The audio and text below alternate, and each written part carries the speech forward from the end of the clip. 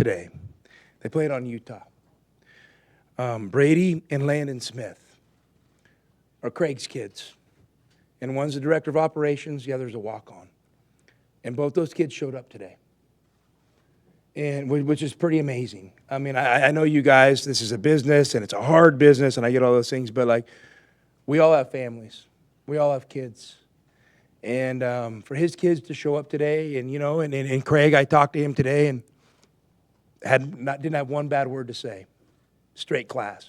For his boys to show up today with their teammates, it says something. This stuff's hard. What we go through, even when it's going good, it's hard. And I know you guys have opinions and this and that. This isn't against the media. This is just society in general. And us guys that decided to coach, there's a lot of really cool things that come with it. But there's a lot of tough stuff. There's a lot of tough days. And you know what? There's a lot of times your family gets neglected because what we're doing to try to, you know, to prove our worth as a coach, to prove our value, to prove that we belong at this level. And so I got a lot of respect for those two young men. Yeah, it's impressive. Those dudes showed up with their teammates today. And the Utah team, they played their ass off today.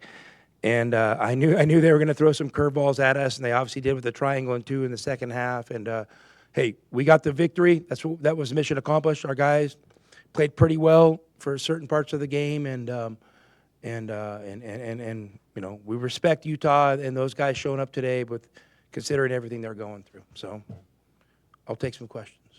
Come about that you called Craig Smith? I mean, was that an awkward conversation to have? Bruce, every exchange between humans doesn't have to be awkward. And he and I are colleagues, and you know, we got to know each other coaching in the Pac-12, and we kind of came into the league together. So, you know, but I think, you know, do Craig and I talk on the phone a lot? No. Do we completely understand what everybody goes through all the time? Yes. So you develop a brotherhood, because there's not too many people that know what your life's really like. And the stress you feel, and the pressure that's on you, and trying to figure out your team and everything comes with it. It was just one guy calling another guy because he respects him, and I just wanted him to know that, hey, he's a great dude, and sorry that happened, and I hope he and his family are okay. I called him. When Caleb plays like he does, like he did tonight, how much different is the team? I mean, Caleb was great today at both ends of the floor. You know, he really took that challenge to guard Madsen. Madsen's a heck of a player. We have played against him for 3 years.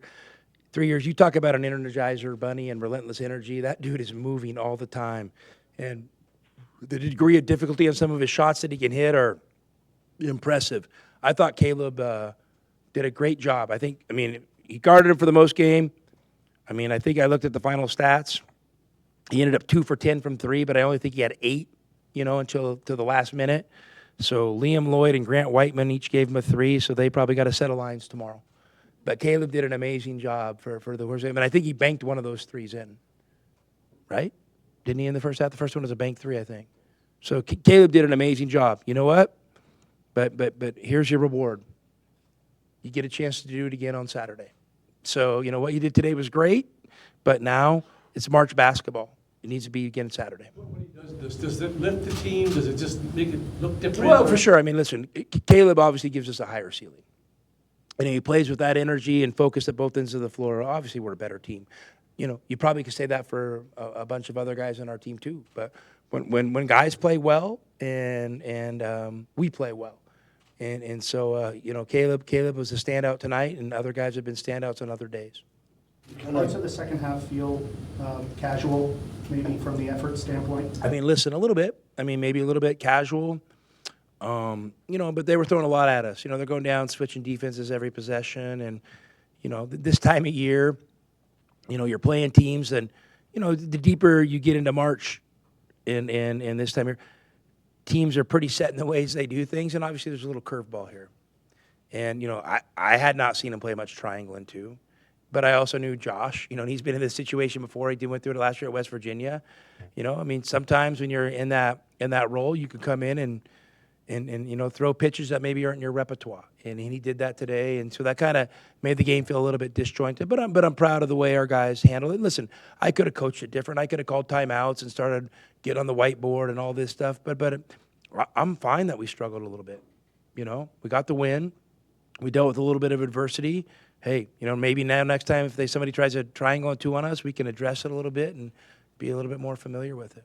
With them changing up so much, you guys finished with 7 turnovers, so just that number, your impressions of that? Yeah, we had 2 in the first half. We had 7, and we've really been talking about taking care of the ball. And I think for the most part, our guys are doing a good job as a team taking care of the ball. I think we've just been having some individual lapses. So we really kept trying to focus on, not as a team, but more as individually. Like, if each one of you could take away that one turnover, that one habit that you're having, the individually, collectively, that'll mean a lot. And so I think our guys did a good job of that. I think individually is better, but 7 turnovers in a 40-minute game that's a great thing, and that's a winning formula for us. You mentioned the higher ceiling, obviously, with Caleb. How different do you feel like as this season's gone on are you in the sense that you can win maybe when he's not doing that and then when he does? I think that's important. It's a team game. We can't just be dependent on one guy, and we've never tried to be dependent on one guy. So we got to be able to, as we get to the conference tournaments and into March or even through the Big 12 season, you've got to be able to survive games where a guy like Caleb doesn't play well, and we've done that. Over the last few weeks, been kind of stressful games, close games, one-possession games. Last few weeks. Last couple of weeks, How about a few months? Let's go 2 weeks. Okay. Was this kind of a relief game? You needed the game just to get through it? I mean, I don't know if it's a relief game. I mean, I'm sitting over there trying to figure it out in the second half, and I'm not worrying about what the score is. But yeah, it was nice. I mean, it's nice to get a win and maybe have it be a little bit more comfortable. But we're not asking for things to be comfortable.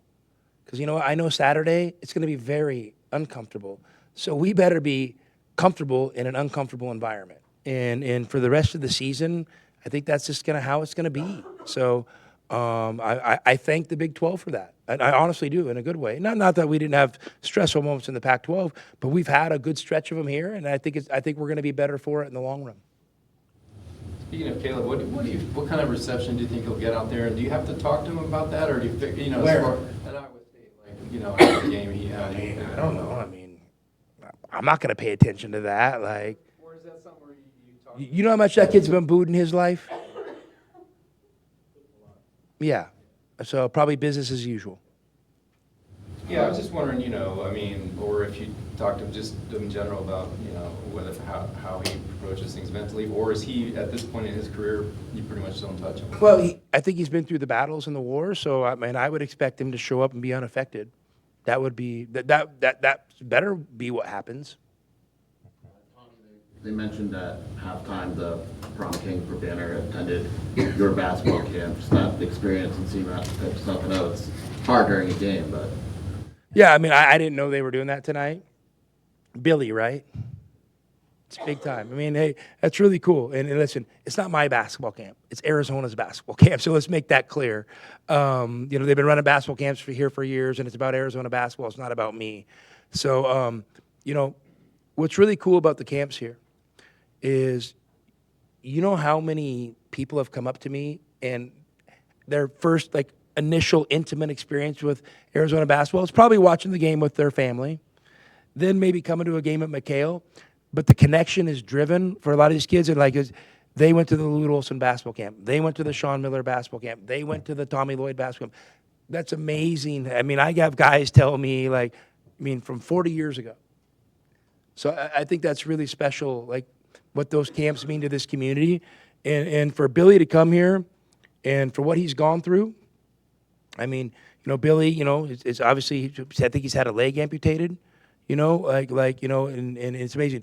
The more I get into Tucson, the more I'm learning about all the amazing programs and community, things here that support, people that are going through tough times. And that's really special stuff, and that really, really touches my heart. So good for Billy, and that's awesome. And he's probably a little bit too old to come to camp now, but I can't wait to see him and give him a big hug. You guys are easy. All right. Thanks, Coach. All right. One I always gotta give Bruce just one more. As you might The one imagine- more, Bruce. You know, well, as you Bruce might is like that friend in college. When you're ready to go home, he's like, no, one more. You know what I mean? Like, bad news, Bruce. Yeah, and you always stay and take it. And like, here you go. And the next morning, you're like, man, I shouldn't have did that. It's because we're not gonna probably get you before Saturday's game. So I'm just wondering how you know, with this shorter sort of turnaround, how do you? Bruce, the same thing I've told you the last 8 weeks. We got 2 days to prepare. We're going to start practice tomorrow, preparing for Iowa State. We'll continue that preparation, Friday, and then, and fly there and get settled in. Saturday, we'll have a shoot around and, let's go. I mean, it's going to be an awesome. I'm excited. I mean, we're excited to go, see what this deal is all about. Obviously, we've heard a lot about it, and I'm sure it's going to be awesome. And I'll guarantee you, their fans have something waiting for us. Probably more than just Caleb, and that's awesome. We're here for it. So you're gonna go early Thursday? Because sometimes you've gone 2 days before. I didn't know what. No, We're going Friday. Friday. Early Friday. You're gonna practice here first, and then go. Yep. Have you ever coached there before? Nope. Coached again there? No. Never coached there. So I'm excited to see what it's about. So, all right, guys. Have a good one.